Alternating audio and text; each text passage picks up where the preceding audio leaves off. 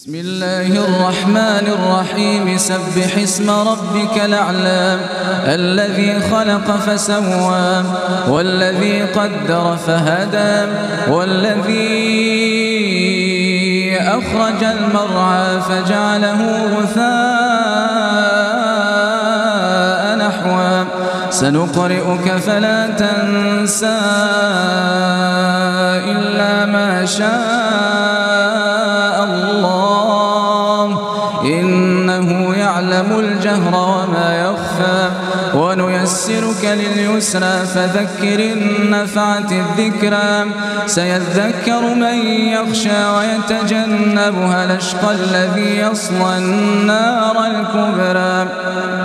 ثم لا يموت فيها ولا يحيا قد أفلح من تزكى وذكر اسم ربه فصلى بل تؤثرون الحياة الدنيا والآخرة خير وأبقى إن هذا لفي الصحف الأولى صحف إبراهيم وموسى